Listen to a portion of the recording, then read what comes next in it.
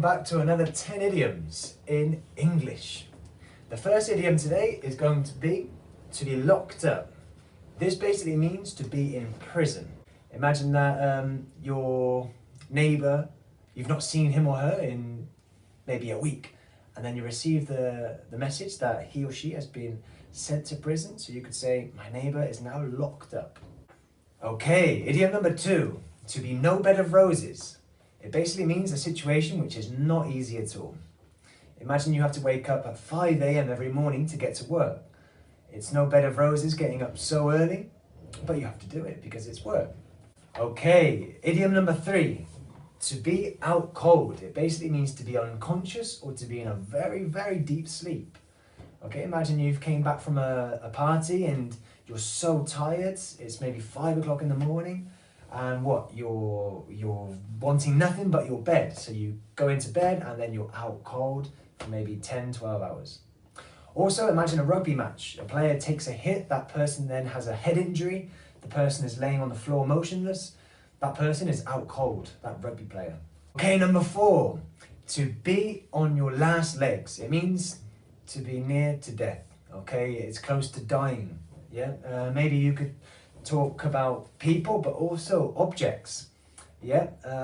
This could be a bit of a figurative and literal meaning, but imagine that you have a chair in your kitchen and you could say it's on its last legs because it's wobbling, it's moving, and it's probably close to breaking. You could say it's on its last legs. Okay, number 5, to be out of this world. It means something is fantastic, really, really good.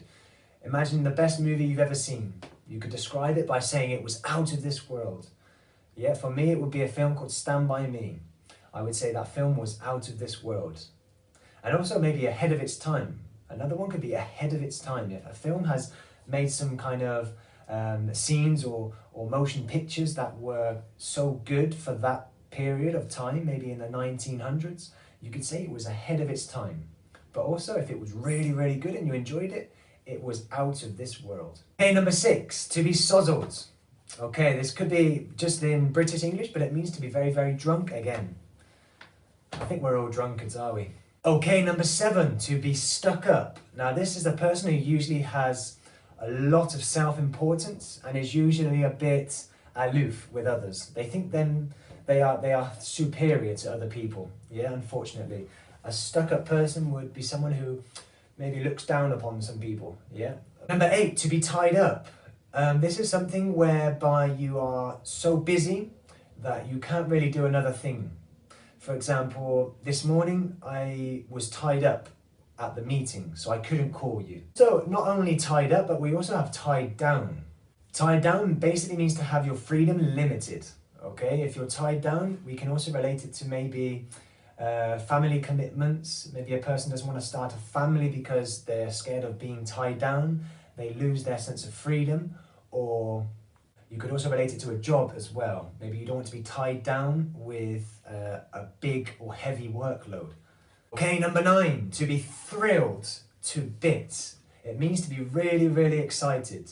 And if you remember the idiom in the last class, it was to be chuffed to bits. It's very similar to this. To be thrilled to bits. Imagine as a kid you believed in Santa Claus and you've seen Santa Claus for the very first time. I don't know, maybe coming up the stairs. It was probably your dad. No, but then you're thrilled to bits to see Santa Claus because, you know, it was this awesome thing that you never thought would happen. So you're thrilled to bits. Okay, number 10, to be through with someone or something.